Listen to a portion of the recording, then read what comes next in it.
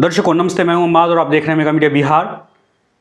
प्रशांत किशोर अलग अलग सभाओं में, जहां वो मुस्लिम माइनॉरिटीज़ से जब बात करते हैं अपनी सभाओं में, और वो अपनी बातचीत जब शुरू करते हैं तो कहीं ना कहीं वो कुरान और हदीस का हवाला देना शुरू करते हैं और दीन और इस्लाम की बातें करते हैं। एक आध दो जो इस्लाम की बातें हैं या इस्लाम या कुरान की जो आयतें हैं उनको उन्होंने याद कर लिया है, उनके उसके मफ़हूम को याद कर लिया है और उसी चीज़ को वो अपने सभाओं में रिपीटेडली कहते हैं। जैसा कि आपने सुना होगा, उनका वीडियोज़ अक्सर वायरल होते हैं, इक़रा बिस्मि रब्बिकल लज़ी खलक़ खलक़ल इंसान मिन अलक़, पढ़ो। इस पर वो भी ज़ोर डाल रहे हैं। जैसा ऐसा लग रहा है कि जैसे पॉलिटिकल पार्टी अब मुसलमानों को अवेयर करने का काम कर रही है। मुस्लिम जो स्कॉलर्स हैं या आलिम-ए-दीन हैं, जो उलमा हैं या जो लोग मुस्लिम समाज के जो धर्म गुरु हैं, वो उन लोगों का अब काम ख़त्म हो गया है। पॉलिटिकल पार्टियां अब लोगों को समझाने बुझाने का काम कर रही है। तो खैर ये बातें होती रहेंगी, लेकिन कुल मिला के जो बात है, आज उनकी बात हम इसलिए कर रहे हैं कि अभी हम उनके प्रेस कॉन्फ्रेंस को भी सुनाएंगे आपको। आप इसलिए इस वीडियो पे आए हैं कि क्या वो जो बड़े बड़े वादे किए गए थे, वो जो दावे किए गए थे, पटना के वेटनरी कॉलेज मैदान से जो वो हुंकार भरी गई थी कि क्या 2025 का मैच 2024 में ही फिक्स कर दिया जाए, और लोगों ने नारेबाजी की थी। तो क्या हुआ, वो 4 विधानसभा सीटें जहां जिनको लेकर वो कह रहे थे कि 25 की कहानी 24 में ही लिख दी जाएगी, उन 4 विधानसभा सीटों में जनसुराज की इतनी बुरी हार हुई है। उनके कैंडिडेट कहीं तीसरे नंबर पे हैं, कहीं चौथे नंबर पे हैं। तो उसको लेकर के अलग अलग वो सफाई पेश कर रहे हैं। प्रेस कॉन्फ्रेंस में उन्होंने जो कुछ भी कहा है वो वीडियो हम आपको लगा देंगे, पूरे के पूरे वीडियो को आप सुन लीजिएगा। लेकिन प्रशांत किशोर चुनाव प्रबंधक का काम रोल अदा कर सकते हैं और अच्छी तरह से चुनाव प्रबंधन कर सकते हैं। किसी पॉलिटिकल पार्टी के लिए काम कर सकते हैं, किसी को हरवा सकते हैं, किसी को जितवा सकते हैं, किंग मेकर हो सकते हैं। लेकिन किंग मेकर होना और किंग बनने में बहुत ज़्यादा डिफरेंसेस है। कुछ चीज़ें हैं जो मुझे लगता है कि वो जो कह रहे हैं उनको लोग एक्सेप्ट नहीं कर पा रहे हैं। जैसे वो कहते हैं हम आंदोलन में विश्वास नहीं करते हैं, लेकिन सब लोग आंदोलन के ही कोख से जन्मे हुए हैं। चाहे बिहार में जो भी पार्टियां राज की या जो भी पार्टियों के लोग जीत रहे हैं, आ रहे हैं सत्ता में, वो लोग कहीं ना कहीं आंदोलन करके ही, आंदोलन से ही जन्मे हैं और वहीं से उनकी शुरुआत हुई है। लेकिन ये चाह रहे हैं कि पहले इनके हाथ में सत्ता दे दी जाए, उसके बाद ये बिहार को सुधारने का काम करेंगे और लोगों को सिर्फ किसी तरह से अवेयर करके, लोगों को मोटिवेट करके या लोगों की काउंसलिंग करके हम सत्ता में आ जाएं। तो ऐसा होता दिख नहीं रहा है। जैसा कि ये 4 विधानसभा सीटें, रामगढ़, इमामगंज, बेलागंज और तरारी, इन 4 विधानसभा सीटों पर जो चुनावी परिणाम आए हैं आज, वो कहीं ना कहीं प्रशांत किशोर को ये सोचने पर अब ध्यान देना होगा, ये सोचना होगा कि वो कमी कहाँ रह गई। वो जो एक अक्सर लोग कहते हैं कि ये बहुत जल्दी उकता जाते हैं और बहुत सारी बातें कहते हैं कि नहीं, एरोगेंसी बहुत ज़्यादा है, उन चीज़ों पर काम करने की ज़रूरत है। सर, आप as a political party perform कर रहे हैं, अल्टीमेटली आपको वोट ही चाहिए और आप कह रहे हैं कि हम वोट मांगने नहीं आए हैं आपका। आप जब ऐसी बातें सभाओं में करते हैं तो वो कहीं ना कहीं लोगों को निगेटिव इम्पैक्ट करता है। हम आपकी कई सभाओं में, छोटी मोटी सभाओं में हम आपके गए हुए हैं। जब वहाँ पे लोगों से बात करते हैं, जिस तरह से वहाँ लोग जाते हैं, आपसे जो एक्सपेक्टेशन करके लोग जाते हैं, वहाँ पे सिर्फ उनको जो उनकी जो काउंसलिंग की जाती है, वो चीज़ें आधे से ज़्यादा लोगों को पल्ले ही नहीं पड़ती कि आप क्या कह रहे हैं और इनकी रिलेवेंसी क्या है या ये पॉसिबल भी है। क्योंकि सर, बिहार में जो है ना, उतने भी लोग अभी वेल एजुकेटेड नहीं हैं। जो ग्रामीण क्षेत्र के लोग हैं, अभी भी वो उस चीज़ को पॉलिटिकली अवेयर नहीं हो पाए हैं कि जो आपकी बातों को, या यहाँ वो दिल्ली नहीं है कि आप केजरीवाल का मॉडल लाएंगे या कुछ भी कर लेंगे और आपको सत्ता की चाबी सौंप दी जाएगी। तेजस्वी के पिता भी मुख्यमंत्री रहे हैं, उनकी माताश्री भी मुख्यमंत्री रही हैं, अब खुद भी मुख्यमंत्री बनने के रेस में लगे हुए हैं। तो उनके अंदर तो एरोगेंसी अगर आ जाए तो कोई हमको नहीं लगता है कि कोई बड़ी बात है। और तेजस्वी को देख करके अगर आप भी उसी तरह से काम करने की कोशिश करेंगे तो फिर वो होगा नहीं। अभी आपका एक मुजफ्फरपुर का वीडियो वायरल हो रहा है, उसमें भी आप किस तरह से बात कर रहे हैं। तो ये कहीं ना कहीं, अररिया में आप आए थे, एक डॉक्टर साहब से आपकी नोकझोंक हो गई थी। तो ये चीज़ें जो है आपको समाज में, सोसाइटी में निगेटिव आपका इम्पैक्ट डाल रहा है। और बहुत सारी चीज़ें हैं, आपके जो संगठन के लड़के हैं उन पर भी आपको काम करने की ज़रूरत है। उनको लगता है कि नहीं, वो ही बहुत चीज़ों को समझ रहे हैं, हालांकि वो इंटर्नशिप कर रहे हैं और चीज़ों को देख रहे हैं। उनको लगता है कि वो जो ज़मीन पर जो लोग काम कर रहे हैं उनसे कहीं ज़्यादा पॉलिटिकली अवेयर हैं या पॉलिटिकल चीज़ों को समझते हैं, उनको ज़्यादा वो अपने आप को एडवांस समझते हैं या सामने वालों के सुनने की टेंडेंसी उनकी कम है। कुछ लड़के ऐसे आपके हमको मिले हैं। जो इमामगंज और बेलागंज और तरारी का जो रिजल्ट आया है वो हम आपके स्क्रीन पर दिखा रहे हैं कि आखिर क्या हुआ। बिहार की जो 4 विधानसभा सीटें जहां जनसुराज ने अपना कैंडिडेट उतारा, उन सब सीटों पर आखिर इतनी बुरी हार क्यों हुई। तरारी विधानसभा सीट में उसमें अगर हम देखें तो जीत हुई है विशाल प्रशांत जो भारतीय जनता पार्टी के कैंडिडेट है, और उनकी जीत जो हुई है वो 10,812 वोटों से इन्होंने लीड ली थी। CPI-ML के कैंडिडेट से इन्होंने 10,000 वोटों से लीड ली थी, और जो बीजेपी के कैंडिडेट को टोटल वोट मिले थे 78,755 वोट मिले। और यहाँ पर जो जनसुराज पार्टी की कैंडिडेट किरण सिंह है, जिनको लेकर के काफ़ी कुछ हुआ या सोशल मीडिया पर अलग तरह से कैंपेन किया गया, किरण सिंह को जो टोटल वोट मिले हैं 5,622। सर ये तो इंडिपेंडेंट कैंडिडेट भी कोई भी इतना वोट आसानी से ले आता है। किरण सिंह अगर जनसुराज के नाम पर सिर्फ 5,622 वोट लाई हैं, ये तो कहीं ना कहीं पार्टी को इस पर सोचना चाहिए और काम करने की आगे ज़रूरत है। अगर हम तरारी के बाद अगले विधानसभा सीट की बात करें तो तरारी के बाद हम आते हैं फिर रामगढ़ में भी आपकी स्थिति अगर कहा जाए तो आप रामगढ़ में चौथे स्थान पर हैं। जनसुराज जो है रामगढ़ में चौथे स्थान पर है। वहाँ पे भारतीय जनता पार्टी के अशोक कुमार सिंह वो चुनाव जीते हैं और उनको जो टोटल वोट प्राप्त हुए 62,257 वोट प्राप्त हुए। ये स्क्रीनशॉट हम आपको पैरेलली दिखा रहे हैं स्क्रीन पर। इनकी जो जीत हुई है सिर्फ 1,362 वोटों से जीत हुई है। और यहाँ दूसरे नंबर पे जो कैंडिडेट हैं वो बहुजन समाज पार्टी के कैंडिडेट हैं सतीश कुमार सिंह यादव। तो ये बहुजन समाज पार्टी के जो कैंडिडेट हैं उनसे बीजेपी बहुत ज़्यादा अच्छी मार्जिन से नहीं जीत सकी है, लेकिन खैर जीत तो जीत होती है। और तीसरे नंबर पर राष्ट्रीय जनता दल के कैंडिडेट हैं। राष्ट्रीय जनता दल को जो वोट मिला है 35,825, और जो बहुजन समाज के पार्टी के जो कैंडिडेट थे उनको 60,000 से ज़्यादा वोट मिले हैं। और जनसुराज के जो कैंडिडेट हैं यहाँ सुशील कुमार सिंह, उनको सिर्फ 6,513 वोट यहाँ पर मिले हैं। रामगढ़ की ये स्थिति थी। रामगढ़ के अलावा अगर आप तरारी और रामगढ़ के अलावा फिर देखें तो बेलागंज से पहले हम इमामगंज की बात कर लेते हैं। इमामगंज को लेकर के भी काफ़ी उम्मीदें जताई गई शुरू में, लेकिन बाद में फिर ये भी सीट ठंडे बस्ते में चला गया था। यहाँ जो जीत हुई है हिंदुस्तानी अवाम मोर्चा की कैंडिडेट जीतन राम मांझी जो बिहार के पूर्व मुख्यमंत्री हैं, उनकी बहू है दीपा कुमारी, हिंदुस्तानी अवाम मोर्चा की कैंडिडेट थी। उन्होंने जो जीत दर्ज की है वो 5,945 वोटों से इन्होंने जीत दर्ज की। और उनको जो कुल वोट प्राप्त हुए हैं वो 53,435 वोट प्राप्त हुए थे। और दूसरे स्थान पर जो कैंडिडेट हैं वो राष्ट्रीय जनता दल के कैंडिडेट रोशन कुमार हैं। उनका जो स्थान है वो दूसरा स्थान है। तीसरे स्थान पे जनसुराज के कैंडिडेट हैं जिनको 37,103 वोट प्राप्त हुए। जितेंद्र पासवान को 37,000 वोट प्राप्त हुए। ये तीसरे स्थान पर हैं। यही एक जो सीट है जहां जनसुराज को 37,000 वोट मिले हैं। अब बेलागंज की बात करते हैं। बेलागंज में मोहम्मद अमजद को लेकर के काफ़ी बातें हुई थी। बेलागंज में मनोरमा देवी जनता दल यूनाइटेड की कैंडिडेट हैं। उन्होंने जो कुल वोट हासिल किया है इस चुनाव में 73,334 वोट उनको मिले हैं। और उनकी जो जीत हुई है वो काफ़ी बड़ा मार्जिन है, 21,391 वोटों से उनकी जीत हुई है। और राष्ट्रीय जनता दल के जो कैंडिडेट हैं विश्वंत कुमार सिंह, उनको जो वोट मिले थे वो 51,943 वोट प्राप्त हुए थे। और मोहम्मद अमजद जिनको लेकर काफ़ी मार्केटिंग की गई थी उन जनसुराज के लोगों की तरफ से, जनसुराज पार्टी के कैंडिडेट मोहम्मद अमजद को जो वोट प्राप्त हुआ है वो 17,285 वोट प्राप्त हुए हैं। मोहम्मद अमजद के बारे में कहा गया कि पहले भी वो चुनाव लड़ चुके हैं और इनका एक अपना वोट बैंक है, वो तो इसमें जनसुराज की तरफ से बहुत ज़्यादा एड ऑन नहीं है। हालांकि प्रशांत किशोर की तरफ से कहीं कहा गया है कि पार्टी से जुड़े जो लोग हैं उनको निराश होने की ज़रूरत नहीं है, उनको हताश होने की ज़रूरत नहीं है। चुनाव है, आगे और अच्छा होगा, चीज़ें और बदलेगी। उन्होंने हवाला दिया कि जिस महाराष्ट्र में 6 महीना पहले बीजेपी को या एनडीए गठबंधन को वहाँ के लोगों ने धूल चटा दिया था, वहाँ अभी 6 महीना बाद चुनाव हुआ है तो वहाँ एनडीए की बम्पर जीत हुई है। और झारखंड में जहां एनडीए अधिक सीटें जीत कर चली गई थी 6 महीना पहले, वहां अभी इंडिया गठबंधन की जीत हुई है। तो 6 महीना लोकतंत्र में एक बहुत बड़ा डिफरेंस होता है लोगों के माइंडसेट को चेंज करने के लिए। ये सारी बातें प्रशांत किशोर ने अभी कहा है अपने वीडियो में।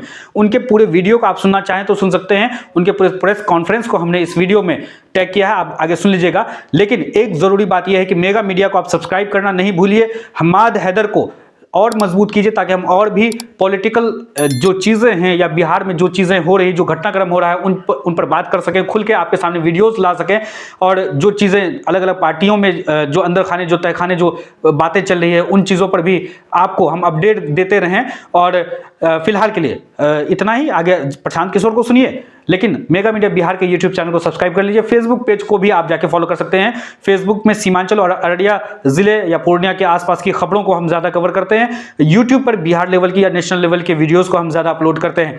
आने वाले दिनों में हम अलग अलग शोज भी कवर करेंगे, लेकिन फिलहाल जनसुराज की स्थिति को लेकर हम अपडेट दे रहे थे। तो जनसुराज के जो कर्ता धर्ता या सूत्रधार हैं प्रशांत किशोर, उन्होंने आगे क्या कुछ कहा है इस प्रेस कॉन्फ्रेंस में, सुनिए। बिहार में जो परिणाम आया है, जीतने वालों को बधाई, और जनता का जो निर्णय है वो नीतीश कुमार और भाजपा की सरकार के समर्थन में लोगों ने वोट दिया है। तो जो सरकार चल रही है, जिस तरह से चल रही है, जनता का उसमें विश्वास है, तो वो सरकार चलती रहे। हम लोग अपना जो प्रयास कर रहे हैं वो प्रयास आगे करते रहेंगे। आप चारों सीटों पर हार रहे हैं। देखिए, जनसुराज और जनसुराज अभियान दोनों को दो तरीके से देखिए। जनसुराज अभियान जो है उसको बिहार में स्थापित करने में, बिहार के घर घर पहुंचाने में 2 बरस का समय लगा है। बहुत लोगों ने जब अभियान की शुरुआत हुई तो ये कहा कि बिहार में तो कोई इसकी जगह ही नहीं है, कोई इसको मानेगा नहीं, कोई सुनेगा नहीं। लेकिन बिहार के एक बड़े जनमानस में आज जनसुराज की बात को लेकर, जनसुराज की परिकल्पना को लेकर, बिहार में बदलाव को लेकर एक सकारात्मक सोच बनी है। अब उस सोच को दल में और वोट में परिवर्तित करने की जो बात है, तो 1 महीना पहले जनसुराज दल बना है, और 1 महीने में आज 10% वोट लेकर जनसुराज ने अपनी शुरुआत करी है। आपको जस्ट कॉन्टेक्स्ट के लिए बता दूं, मैं ये नहीं कह रहा हूं कि 10% वोट बहुत बड़ा वोट होता है, लेकिन बिहार में भाजपा यहाँ देश की सबसे बड़ी पार्टी है, उसको 21% वोट है। पिछले विधानसभा में भाजपा को 19.60% वोट था। राजद को 20% वोट मिला है, जदयू को 11% वोट मिला है, जनसुराज को 10% वोट मिला है, और इससे बहुत बेहतर हो सकता था। लेकिन जनसुराज दल 1 महीना पुराना है, सिंबल 10 दिन पुराना है, कैंडिडेट नए हैं, और उन क्षेत्रों में चुनाव हुआ है जहां पर जनसुराज की पदयात्रा नहीं हुई है, जनसुराज पार्टी का कोई संगठन नहीं है। ये कोई एक्सक्यूज नहीं है, इससे बहुत बढ़िया प्रदर्शन हो सकता था, लेकिन जो है इसको देखेंगे और इससे और बेहतर कैसे करना है उसके लिए पूरी तरीके से प्रतिबद्ध हैं। 10% आया है, अगर 1% भी आता तो भी हमारे अपने प्रयास में, हमारे कमिटमेंट में, बिहार को सुधारने के जज्बे में, उसमें 1% की भी कमी नहीं आने वाली है। आपको ऐसा लग रहा है कि 10% आया, कौन चुनाव जीता कौन हारा, अगर 10 बरस भी लगेगा तो भी प्रशांत किशोर जनसुराज के इस अभियान से पीछे हटने वाले नहीं हैं। आज 10% जनता बिहार की मानी है, जब वो भी दिन आप देखिएगा जब 30%, 40%, 50% जनता मानेगी, और तब जब तक नहीं मानेंगे तब तक जनसुराज का और प्रशांत किशोर का ये प्रयास उसी तरीके से निरंतर, उसी ईमानदारी और शुद्धता से चलता रहेगा। उसमें कहीं कोई किंतु परंतु नहीं है। प्रधान जी, मेरे भाई ऐसा है कि 2 ही पर दिख रहा है, 2 पर तो फिर हम 2 पर तो कंटेस्टेड सीट में उसमें 25% वोट मिल गया। ओवरऑल जनसुराज को जो 70,000 वोट मिला है, मैं उसकी बात कर रहा हूँ, कंटेस्टेड सीट की बात नहीं हो रहा। कंटेस्टेड सीट पर कितना वोट शेयर है वो तो अलग अलग देखना पड़ेगा। मैंने ये कहा कि कुल जमा 1-1.5 महीने पुरानी पार्टी है। जनसुराज अभियान, मेरी पदयात्रा, मेरी सोच, ये परिकल्पना, बिहार में सही लोगों को साथ में लाकर एक नई व्यवस्था बनाने का प्रयास, वो 2 साल पुराना है। उसको लेकर आप जाइएगा आज समाज में, आप लोग भी पत्रकार हैं, जाकर देखिए, 50%, 60% से ज़्यादा लोग उसको सही मानते हैं। ये मानते हैं कि इस तरह का प्रयास होना चाहिए। जो बात जनसुराज में हम लोग कर रहे हैं उसको बेहतर बताते हैं, लेकिन उस सोच को समझना, उसको एप्रिसिएट करना और उसके आधार पर वोट करना, दोनों 2 बात है। वोट तब होगा जब दल की उस तरह की संगठन की व्यवस्था होगी, और जो लोग जनसुराज के परिकल्पना से प्रभावित हैं या जुड़े हैं, उस सोच से जुड़कर वो वोट भी करें। उसके लिए और बेहतर प्रयास करने की जरूरत है। और इसको अगर मैं समअप करूं तो ये दल की ओर से मेरी जिम्मेवारी है कि दल को सफलता मिले। मेरे अकेले की जिम्मेवारी नहीं है, लेकिन अगुवा होने के नाते मेरी जिम्मेवारी है, तो मैं उसकी जिम्मेवारी ले रहा हूं। अगर 10% वोट आया है तो वो अपेक्षा से कम है, उसकी जिम्मेवारी प्रशांत किशोर की है। इस 10 को 40 करने की जिम्मेवारी भी प्रशांत किशोर की है। ये बात मैं आपको बता रहा हूं कि उसके लिए मैं पूरी तरीके से प्रतिबद्ध हूं। मैं एक कदम भी पीछे हटने वाला नहीं हूं। ये 1 वर्ष में हो या 5 वर्ष में हो। एक और अंतिम बात, लोकतंत्र में अभी आपने साथ में किसी ने पूछा महाराष्ट्र और झारखंड का।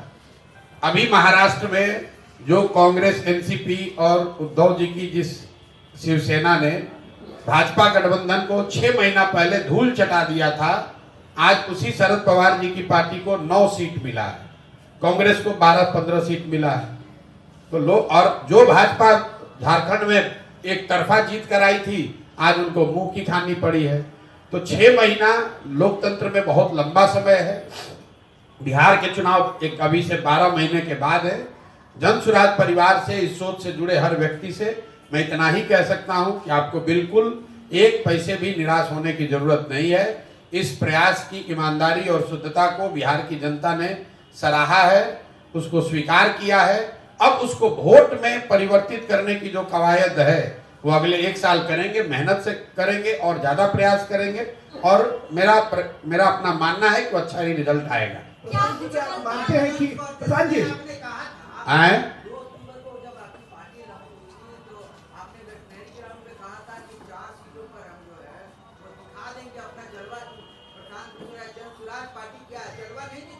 अब देखिए, जलवा दिखा कि नहीं दिखा ये तो आपका अपना मानना है।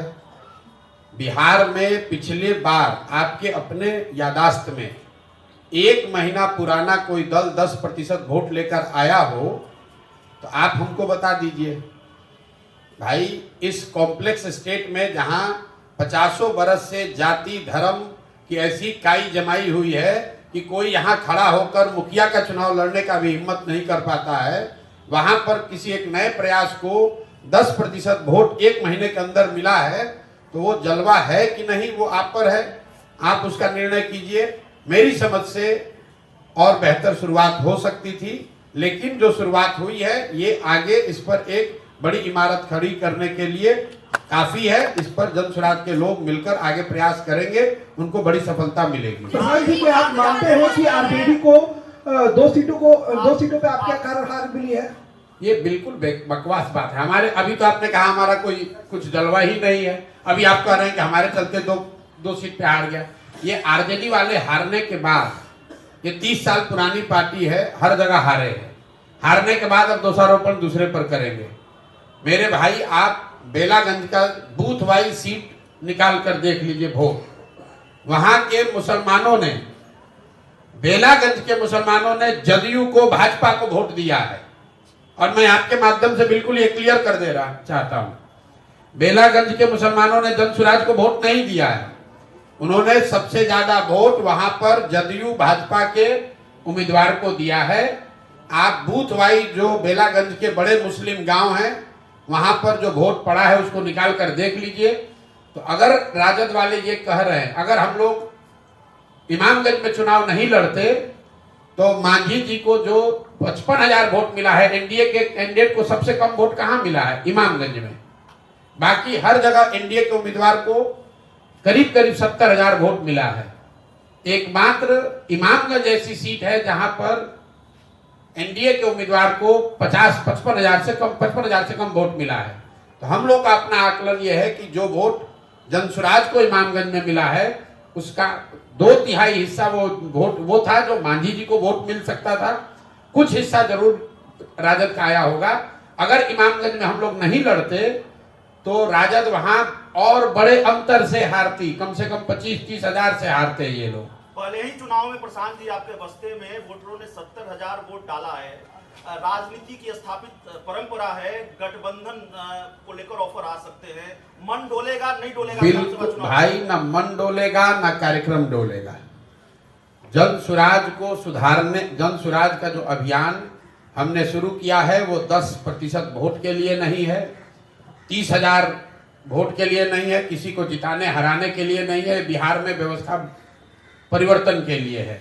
और वो मैं इस बात से मैं पहले भी कहता रहा हूं कि मैं इस बात से वाकिफ हूं कि ये कठिन काम है, लेकिन कठिन है इसीलिए मुझे करना है।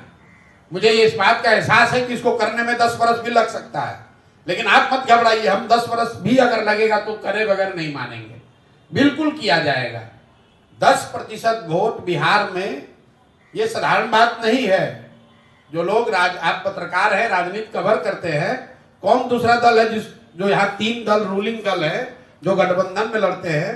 पिछले बार विधानसभा चुनाव में भाजपा को 19.6% वोट आया है बिहार में, 19.6% भाजपा को वोट आया है। देश की सबसे बड़ी पार्टी है। और हम लोग 1 महीना पहले पार्टी बना है, सिंबल जन स्वराज को 1 नवंबर को मिला है। जो कैंडिडेट चुनाव लड़ रहे हैं, जो लोग चुनाव लड़े, वो सिर्फ 10 दिन उनके पास अवसर था घर घर पहुंचाने के लिए कि ये हमारा सिंबल है। उस 10 दिन में भी 2 दिन दिवाली और 4 दिन छठ में चला गया। मैं इसका एक्सक्यूज नहीं दे रहा हूं, मैं बार बार कह रहा हूं हमारी कमी है और बेहतर होना चाहिए। लेकिन अगर कमी भी है तो 0 से 10 हमने पहुंचाया है, तो 10 के ऊपर भी ले जाने की जिम्मेवारी जन स्वराज के साथियों की है। अब घबराइए नहीं, इसको आगे ले जाने का पूरा प्रयास करेंगे और उसमें सफलता भी मिलेगी। प्रशांत किशोर से क्या कुछ गलतियां रह गई?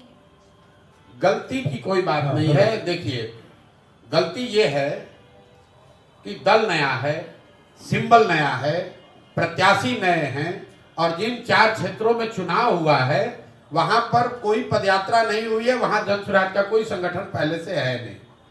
इसके बावजूद चारों सीट पर चुनाव लड़ना, तय करना, इसको अगर गलती मानते हैं तो हमारी गलती है। लेकिन क्यों किया गया है? कई बार आप जो अटेम्प्ट करते हैं, जैसे आप मिसाइल कंट्रीज जो मिसाइल छोड़ते हैं तो आप उसमें पढ़ते होंगे कि जब मिसाइल लॉन्च आप करते हैं तो जो मिसाइल लॉन्च नहीं हो पाता है, उससे जो डेटा और जो जानकारी मिलती है वो एक सफल मिसाइल लॉन्च के प्रयोग से ज्यादा कारगर है। तो चुनाव ये जानते बूझते लड़ा गया है कि ये डिफिकल्ट चुनाव है। इन चारों जगहों पर जन स्वराज की कोई संगठन नहीं है, वहां पदयात्रा नहीं हुई है। ये जानते बूझते लड़ा गया है कि ये 4 साधारण सीट नहीं है, ये चारों वो सीट है जहां पर के सिटिंग एमएलए जीतकर एमपी बने हुए हैं। ये वो सीट है जो 30-30, 35-35 साल से किसी न किसी राजनीतिक नेता या दल का एक तरह से वो किला है। वहां पर जाकर मजबूती से चुनाव लड़ने का प्रयास इसलिए किया गया है कि लड़कर देखें कि इस परिकल्पना को जब राजनीतिक स्वरूप दिया जाता है तो उसमें क्या बेहतर है, क्या खराबी है। अब सारी जानकारी इकट्ठा हो रही है। इसके बाद आप देखेंगे कि जितनी मजबूती से जन स्वराज की परिकल्पना को, अभियान को घर घर पहुंचाया गया है, उतनी ही मजबूती से अगले 3 महीने में जन स्वराज दल को भी, सिंबल को भी उतनी ही मजबूती से पहुंचाया जाएगा, ताकि आने वाले चुनाव में ये दिक्कत ना हो कि लोग सिंबल नहीं जानते हैं, प्रत्याशियों के बारे में नहीं जानते हैं, दल का संगठन नहीं है। उस चीज को अगले 2-3 महीनों में पूरा करने का प्रयास करें। प्रशांत जी, एक सवाल ये है कि आप कितनी सीटों पर जमानत बचा पाए? 4 सीट पर अपने उम्मीदवार दिए थे। भाई, हमने तो ये देखा नहीं है कि कितनी भी जमानत बचा पाए। आप क्यों जमानत की चिंता कर रहे हैं? चिंता आप इसकी कीजिए, आप बिहार के, आप पत्रकार हैं, बिहार के नागरिक भी हैं। चिंता ये कीजिए कि बिहार की जनता को ये लगता है कि जो आज नीतीश भाजपा की सरकार चल रही है बहुत अच्छी सरकार है, उनके प्रत्याशियों को लोगों ने वोट दिया है। ये चिंता की बात है कि बिहार आज देश का सबसे गरीब और पिछड़ा राज्य है, और फिर भी लोग उसी दल को, उसी नेतृत्व को, उसी नेता को, उसी दल को वोट दे रहे हैं। चिंता का कारण ये है, जमानत किसका जब्त हुआ नहीं हुआ वो चिंता का कारण नहीं है। ये बात साफ हो गई कि प्रशांत की बात बिहार की जनता मानने को तैयार नहीं है। आप नहीं समझा पा रहे? जितने लोगों को समझाने की जरूरत है उसको नहीं समझा पाए हैं। बिल्कुल, इसमें कहने क्या बात है। 10% लोगों को समझा पाए तो 10% लोग को ही समझा पाए हैं। तो प्रशांत जी, माना जाए कि 25 में आप चुनौती नहीं है, 30 में आप चुनौती आप हमको कब चुनौती मानते थे कि आज नहीं मान रहे हैं? हम तो जब पैदल चलना शुरू किए तो आप लोगों ने कहा बिहार में कोई खड़ा ही नहीं हो सकता है। जब दल बन गया तो भी आपने कहा कोई चुनौती नहीं है। कल परसों, अभी तो परिणाम आज आया है, 5 दिन पहले भी जो विशेषज्ञ कह रहे हैं कि भाई 2-4-5% वोट आएगा इनको, प्रशांत किशोर क्या कर लेंगे। ऐसा तो है नहीं कि कल तक आप हमको चुनौती मान रहे थे और अब नहीं मानिएगा। तो आपके कहने से, आपके मतलब व्यक्ति की बात नहीं है, पत्रकारों के या राजनीतिक विश्लेषकों के टीका टिप्पणी के आधार पर तो हम ये काम कर नहीं रहे। आप अपना काम कर रहे हैं, आपका काम है विश्लेषण करना, आकलन करना, टीका टिप्पणी करना। हम अपना काम कर रहे हैं। मैं आपको ये बता रहा हूं कि मैं अपने संकल्प से, जन स्वराज के इस अभियान से एक कदम भी पीछे हटने वाला नहीं हूं। जन स्वराज 2025 में 243 सीटों पर अपनी ताकत से चुनाव लड़ेगा। जनता को मनाने का, समझाने का जो भी यथासंभव प्रयास है, जो भगवान ने शक्ति बुद्धि दी है, वो सब लगाया जाएगा।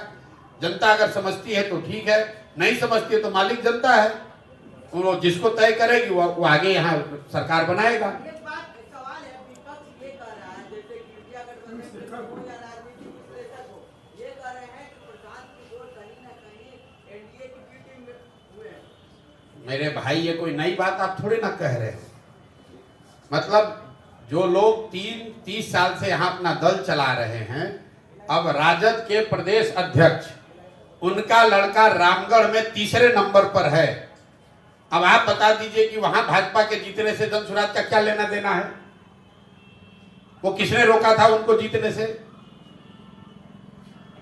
किसने रोका है आप बताइए ना। तरारी में सीपीआई एमएल हारी है भाजपा से, तो क्या वो जन स्वराज की वजह से हारी है? इमामगंज का हमने आपको बताया, अगर इमामगंज जन स्वराज नहीं लड़ रहा होता तो ये राजद वाले 5,000 से नहीं 25,000 से चुनाव हारते। बेलागंज के बारे में क्या कहेंगे? बेलागंज में जितने वोटों से, जितने आपको वोट मिले उतने ही वोट से आरजेडी हारी, उसके आसपास वोट से। किसने कहा ये बात? बेलागंज में जन स्वराज को 17,000 वोट मिला है। 17,000 वोट को राजद के वोट में अगर आप जोड़ भी दीजिए, मान लीजिए एक बार को जोड़ दीजिए, तो भी 5,000 से हारेंगे। ये आप लोग को अपना नैरेटिव एक चलाने का, भाई कुछ से कुछ। हम आपको कह रहे हैं कि अगर जन स्वराज नहीं लड़ता तो और ज्यादा मत से आरजेडी वाले हारे होते। बेलागंज में जन स्वराज की वजह से राजद हारी है कि नहीं हारी है, इसको अगर देखना है तो भाई बूथ वाइज डेटा आया हुआ है, I-20 निकाल लीजिए और ये देख लीजिए कि जो मुस्लिम गांव हैं, यही तो आरजेडी वाले कह रहे होंगे, मुस्लिम गांव जितने भी हैं वहां देखिए कि किसको वोट मिला है। वहां वोट ना राजद को मिला है ना जन स्वराज को मिला है। सारे मुस्लिम गांव में लोगों ने वोट दिया है जदयू और भाजपा गठबंधन को। तो ये जाके वहां के मुसलमानों से पूछिए, उन्होंने वोट दिया है। जिसको वोट दिया है वो जीत कर आया है। 2 साल का प्रयास काम नहीं आया क्या प्रशांत? 2 साल से आप पदयात्रा पे हैं, उसी के आधार पर पार्टी का गठन किया। तो भाई 2 साल के प्रयास से अगर काम नहीं आया तो जो 70,000 लोगों ने वोट दिया है वो आपका क्वेश्चन सुन के तो वोट दिया नहीं है। भाई कुछ प्रयास किए हैं, उसी के आधार पर तो लोगों ने वोट दिया है। इमामगंज में हमारी कोई रिश्तेदारी तो है नहीं। अगर इमामगंज में 35,000 लोगों ने जन स्वराज को वोट दिया है तो कुछ तो सोच के ही दिया होगा। हमारे बाप दादा की तो कोई पार्टी है नहीं, हमारा इमामगंज में घर है नहीं, हम कोई जातीय समीकरण वहां बनाए नहीं है। तो अगर इमामगंज में 35,000 लोगों ने वोट दिया या कहीं मान लो 5,000 वोट दिया, तो जो प्रयास किया है उसी के आधार पर वोट मिला है। उपचुनाव में प्रशांत जी क्या आपसे चूक हो गई और क्या सीख लिया जो 2025 में उस गलती को आप नहीं करेंगे? मेरे भाई, मैं आपको बता रहा हूं कि चूक की बात नहीं है। चूक अगर है तो ये है कि 1 महीना पुराना दल है और उसको सिंबल मिला है 10 दिन पहले चुनाव के। और हम लोग का अपना आकलन ये था कि चुनाव आयोग से आपको समय 45 दिन, चुनाव जब 2 अक्टूबर को हम लोगों ने कहा था कि 4 जगह चुनाव लड़ेंगे, तो हम लोग का अनुमान था कि जब भी चुनाव घोषित होगा तो कम से कम 1.5-2 महीने का उसमें समय रहता है, 45 दिन कम से कम रहेगा। लेकिन बिहार में चुनाव 13 को हुए। जन स्वराज को सिंबल मिला है 1 नवंबर को। 28 तारीख को प्रत्याशियों को अपना नामांकन वापस लेने का अंतिम दिन था। 1 तारीख को सिंबल मिला है। अनफॉर्चुनेटली वो 2 दिन दिवाली के थे और 3 दिन उसी में छठ का भी निकल गया। ये सवाल ये है कि 243 पर आपने कह दिया कि विधानसभा चुनाव आप लड़ेंगे 2025 में, जो भी शक्ति है वो लगाएंगे। अगर समय से पहले विधानसभा चुनाव हो जाए तो भी 243 लड़ेंगे। लड़ेंगे, जीतेंगे कितने पर? अब भैया फिर वही बात है, मैंने आपको ये कहा कि 2 बरस लगा है जन सुराज की बात, इस सोच, इस परिकल्पना को गांव-गांव पहुंचाने में। इन चुनावों को लड़कर ये देखने का प्रयास किया गया है कि उसको राजनीतिक दल के तौर पर कितना परिवर्तित कर पा रहे हैं। और जो आंकड़े, जो जानकारी, जो अनुभव अभी हासिल हुआ है, इसके आधार पर आप मेरे से मार्च में बात कीजिएगा। मार्च तक दल को इस स्थिति में ले आएंगे कि वो हर जगह बहुत मजबूती से चुनाव लड़ सके। एक सवाल है कि चुनाव से पहले इंडिया ब्लॉक के तमाम नेता ये कहते हैं चुनाव के बाद की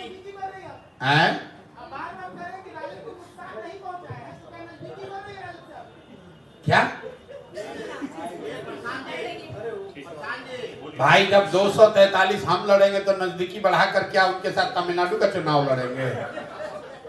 नजदीकी आप गजब बात कर रहे हैं। हमारी नजदीकी किसी से ना है ना हो सकती है, क्योंकि जन सुराज को 243 सीट पर लड़ना है तो कौन दल है हमारे साथ नजदीकी करेगा भाई? वो अपना दल अपना जीरो करना चाहेगा तभी तो हमसे नजदीकी बढ़ाएगा। प्रशांत जी, इंडिया ब्लॉक के तमाम नेता यह आरोप लगाते हैं एनडीए के ऊपर, खासकर बीजेपी के ऊपर, कि बीजेपी सेटिंग करती है चुनाव और रिजल्ट से पहले जितना मानकर बयान आता है। उन्होंने कहा था कि जैसे भी हो, जिस तरह से भी हो, जीत हमारी। 25 में चुनौती कौन रहेगी, तेजस्वी या नीतीश कुमार? भाई, हमने पहले भी उपचुनाव से पहले भी कहा है कि लड़ाई यहाँ पर एनडीए से ही है, भाजपा नीतीश कुमार से है, आरजेडी से नहीं है। आप मेरे पुराने सारे बयान निकाल कर देख लीजिए, क्योंकि लोकसभा के चुनाव में भी 176 जगह पर एनडीए के प्रत्याशी ही आगे थे, अगर लोकसभा के चुनाव को विधानसभा के नजरिए से देखिएगा तो।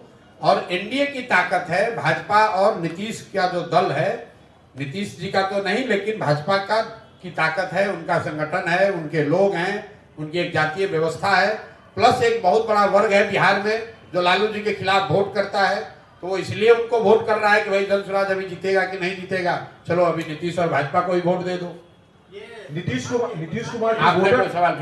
की वोटर महिला वोटर मानी जाती है, आप मानते हो वो आपके लिए चुनौती होगी? नहीं समझा पाना। मैं नीतीश कुमार को न चुनौती मानता हूं, न आगे मानूंगा, चाहे वो जितना चुनाव जीत जाए, नीतीश कुमार का कुछ नहीं है। इस चुनाव में भी 11% वोट आया है।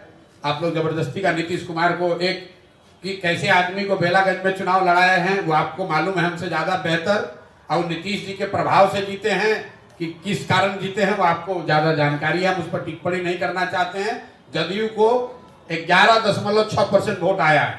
इंडिया ब्लॉक के नेता जो हैं वो आरोप लगाते हैं एनडीए के ऊपर, खासकर बीजेपी के ऊपर, कि वो लोग चुनाव में सेटिंग करते हैं और रिजल्ट से पहले जीतन राम मांझी का बयान आता है कि जैसे भी हो, जिस हालत में हो, सरकार हमारी बनेगी, जीत हमारी होगी। आपकी क्या टिप्पणी है? अब भाई, जीतन राम मांझी जी आज जीते हैं तो उनका जो कहेंगे वही सही मान लिया जाएगा। आपका भी आरोप है कि लोग सेटिंग करते हैं। भाई, अब जीतन राम मांझी जी चुनाव कैसे लड़ते हैं इमामगंज में, ये मेरे से ज्यादा पत्रकार बंधुओं को पता है कि इमामगंज में जीतन राम मांझी जी चुनाव कैसे लड़ते हैं। नहीं, बिल्कुल कोई डाउट नहीं है। हम इन सब बेकार की बातों में नहीं पड़ते हैं कि ईवीएम में क्या हुआ, कि किसने क्या बदल दिया, किसने। हमारे प्रयास में जितनी ताकत होनी चाहिए वो शायद नहीं थी, इसलिए हमको 10% लोगों ने समर्थन जनसुराज को दिया है। और ईमानदारी और ताकत और मेहनत करने की जरूरत है। वो करने में 2 महीना लगे, 6 महीने लगे, हम लोग अभी आपसे बात करके खत्म करेंगे, आगे एमएलसी के चुनाव की तैयारी में लग जाएंगे। क्या कोई भाई ऐसा कुछ नहीं बदला जाएगा। हम जो पदयात्रा कर रहे थे वो पदयात्रा ही करेंगे। एक चीज खाली बदलाव होगा कि जो दलगत व्यवस्था है, जो 2 तारीख को दल बना है, उसको और मजबूत कैसे किया जाए, उस पर साथियों के साथ विचार करके जन सुराज परिकल्पना से आगे बढ़कर जन सुराज अभियान को दलगत तरीके से कैसे मजबूत किया जाए। निचले स्तर पर जो लोकल लीडर्स होने चाहिए उनको इकट्ठा करना, उनका संगठन बनाना, उस दिशा में एक व्यापक प्रयास अभी से लेकर अगले 4 महीने में करेंगे और वो उसका प्रभाव आपको दिखेगा। बहुत बहुत धन्यवाद। देखिए, ऐसा है, परिणाम के दिन कोई नेता आपको मिलेगा नहीं। अब प्रशांत किशोर आकर आपको बतिया रहे हैं तो आप 1 घंटा प्रेस कॉन्फ्रेंस कर रहे हैं। ठीक है, बहुत बहुत धन्यवाद भैया। हाँ भाई, तेजस्वी यादव बड़े लीडर है, जाके मिलिए, उनसे बात कीजिए। अच्छा हैं? आप जहाँ से भी आ रहे हैं तेजस्वी यादव से जाइए, बात कीजिए, पूछिए, वो लोग हारे हैं। हम लोग तो भाई, हम लोग तो आप लोग कह रहे हैं कि ये तो कोई पार्टी ही नहीं है।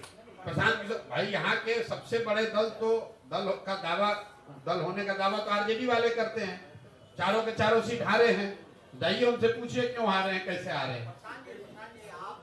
और अगर वो ये कह रहे हैं कि हमारे वजह से, जन की वजह से हारे हैं, तो चलिए कम से कम इतना तो मान रहा है कि हमारे दम पर, हमारे बगैर नहीं जीत पाएंगे। आपने अपने पार्टी को, जनसुराज को जनता के सामने एक विकल्प के तौर पर महागठबंधन और राजग के विकल्प के तौर पर पेश किया था जी। इस चुनाव को लिटमस टेस्ट माना जा रहा था। भाई कौन मान रहा है लिटमस टेस्ट? आप ऐसा है कि आप सुनिए, ऐसा मेरे भाई देखिए, अपने पार्टी को कहां पा रहे हैं? हमको पाने की जरूरत नहीं है। जन सुराज को लेकर आज आप बिहार में कहीं जाकर सर्वे कर लीजिए, क्योंकि जन सुराज पर 2.5 वर्ष काम हुआ है। जन सुराज दल स्कूल का बस्ता वो 10 दिन पुराना है, उसका आप कंपैरिजन कर रहे हैं लालटेन से, तीर से, कमल से, जो 20 साल 30 साल पुराना है। तो जो 20 साल पुराना चीज है उसकी तुलना आप 10 दिन के ओल्ड सिंबल से न करें। आप 2 महीना समय दीजिए, वो सिंबल घर घर पहुंचने दीजिए, लोगों को अभ्यस्त होने दीजिए कि स्कूल का बैग है, उस पर हमको बटन दबाना है। सिंबल की बड़ी ताकत होती है, उसको आप जरा नहीं समझने की कोशिश कर रहे हैं या जानबूझकर उसको ओवरलुक कर रहे हैं। 1 तारीख को आपको सिंबल मिला है, 10 तारीख को चुनाव प्रचार 11 को बंद हो गया, 10 के शाम को। उसमें 5 दिन दिवाली और छठ का निकल गया। उस 5 दिन में इमामगंज में, बेलागंज में, रामगढ़ तरारी में जितना हो सके सिंबल को पहुंचाने का, लोगों को बताने का प्रयास किया गया है। और मैंने आपको पहले कहा कि ये उन इलाकों में चुनाव था जहां जनसुराज की पदयात्रा नहीं हुई है, जहां दल का संगठन नहीं है पहले से, फिर भी दल के साथियों की मदद से चुनाव लड़ा गया, मजबूती से लड़ा गया। आप लोगों ने भी देखा होगा कि वोट चाहे जो भी मिले, बहुत मजबूती से चुनाव जनसुराज ने लड़ा है, और इससे 10 गुने ज्यादा मजबूती से हम लोग आगे चुनाव लड़ेंगे, पीछे नहीं हटने वाले हैं। 10% लोगों ने स्वीकार किया है, 20 स्वीकार करेगा, 30 स्वीकार करेगा।